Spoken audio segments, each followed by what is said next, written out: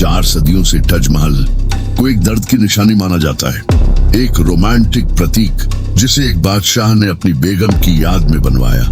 मोहब्बत की एक खामोश कहानी जो संगमरमर में हमेशा के लिए कैद हो गई।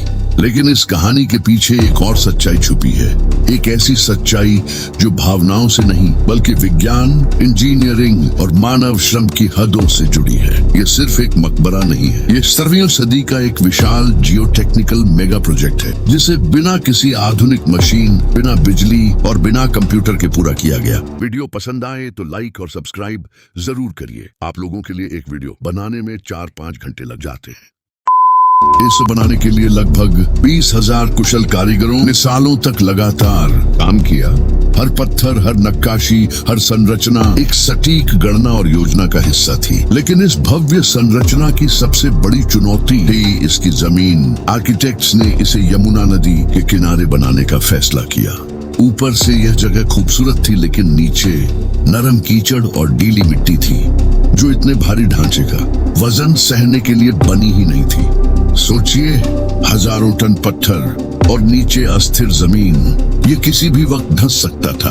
अगर साधारण नींव बनाई जाती तो यह इमारत धीरे धीरे जमीन में समा जाती या असमान रूप से झुककर टूट जाती। इस समस्या का समाधान था गहराई में जाना। मजदूरों ने जमीन में 50 फीट तक गहरे कुएं जैसी संरचनाएं बनाई। इन कुओं को पत्थरों और मजबूत लकड़ी से भरा गया। लेकिन असली कमाल यहाँ था, नींव को सूखा नहीं रखा गया बल्कि पानी को अंदर आने दिया गया, क्योंकि वैज्ञानिक रूप से यह नमी लकड़ी को कमजोर नहीं करती बल्कि उसे और सख्त और टिकाऊ बना देती है। यानी ताजमहल की नींव पानी पर निर्भर है।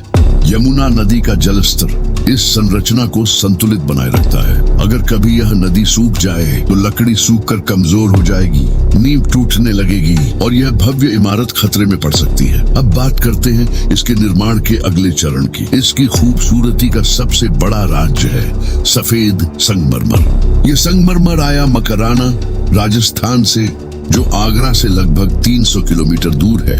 हर एक पत्थर का वजन 2 से 3 टन था। आज के समय में हम ट्रक, ट्रेन और क्रेन का इस्तेमाल करते हैं, लेकिन उस समय कुछ भी नहीं था।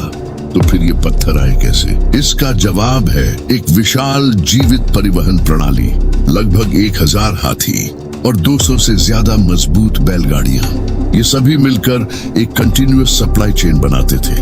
गर्मी की तपती धूप, बरसात की कीचड़ और लंबी दूरी, इन सब के बीच एक यात्रा पूरी करने में 2 से 3 हफ्ते लगते थे।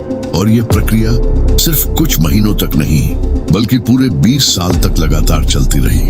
अब सबसे जटिल और खतरनाक हिस्सा, मुख्य गुंबद। ये गुंबद 44 मीटर ऊंचा है और इसका वजन लगभग 12,000 टन है। अगर इसे एक ठोस संरचना के रूप में बनाया जाता तो इसका खुद का वजन ही इसे गिरा देता। ये एक सीधा सीधा फिजिक्स फेलियर होता। लेकिन आर्किटेक्ट्स ने यहाँ भी एक अनोखा समाधान निकाला। उन्होंने बनाया डबल डोम डिजाइन, एक अंदर का गुंबद और एक बाहर का गुंबद, बीच में खाली जगह। यह खाली जगह केवल डिजाइन नहीं है, ये एक इंजीनियरिंग स्ट्रेटेजी है। ये संरचना वजन को सीधे नीचे की ओर नहीं गिरने देती बल्कि उसे चारों तरफ फैलाकर दीवारों में वितरित कर देती है। इससे पूरा ढांचा स्थिर रहता है। ऊपर से यह गुंबद जितना शांत और सुंदर दिखता है, अंदर से यह उतना ही जटिल और शक्तिशाली लोड डिस्ट्रीब्यूशन सिस्टम है। अब बात करते हैं इसकी खूबसूरती की। दीवारों पर जो फूल और डिजाइन बने हुए हैं वो सिर्फ सजावट नहीं है, उन्हें बनाया गया है एक खास तकनीक से जिसे पीतराडुरा कहा जाता है। इसमें रंग बिरंगे कीमती पत्थरों को सफेद संगमरमर में मिलीमीटर की सटीकता से फिट किया जाता है। इसके लिए कारीगरों को संगमरमर में बेहद सटीक कट बनाना पड़ता था, इतना सटीक कि एक भी गलती पूरी डिजाइन को खराब कर सकती थी। इन पत्थरों को चिपकाने के लिए इस्तेमाल हुआ चूना, अंडे की सफेदी और विशेष रेजिन का मिश्रण। यह एक तरह का प्राचीन केमिकल एडहेसिव था और हैरानी की बात यह है कि 400 साल बाद भी ये बॉन्डिंग उतनी ही मजबूत है। न कोई दरार, न कोई ढीलापन। अब एक और अद्भुत चीज, लिखावट। ताजमहल पर जो कुरान की आयतें लिखी गई हैं, वो देखने में एक जैसी लगती हैं, लेकिन असल में वे एक जैसी नहीं है।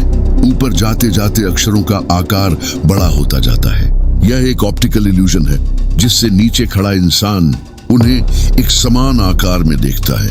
यानी यहाँ कला के साथ साथ गणित और मनोविज्ञान का भी इस्तेमाल हुआ है। 20,000 कारीगर, 22 साल की मेहनत, बिना बिजली, बिना मशीन, बिना आधुनिक तकनीक, और परिणाम दुनिया की सबसे अद्भुत संरचनाओं में से एक। ताजमहल सिर्फ एक इमारत नहीं है, यह मानव इतिहास का एक प्रमाण है कि सीमित संसाधनों के बावजूद अगर योजना, ज्ञान और मेहनत सही हो तो असंभव भी संभव बन सकता है। अगर इस निर्माण के किसी भी एक हिस्से में गलती होती तो यह इमारत सदियों पहले ही खत्म हो चुकी होती, लेकिन आज यह अब भी खड़ी है, समय, प्रकृति और गुरुत्वाकर्षण को चुनौती देती हुई, एक चमत्कार की तरह, एक विरासत की तरह, और मानव इंजीनियरिंग की सबसे ऊंची उपलब्धियों में से एक के रूप में।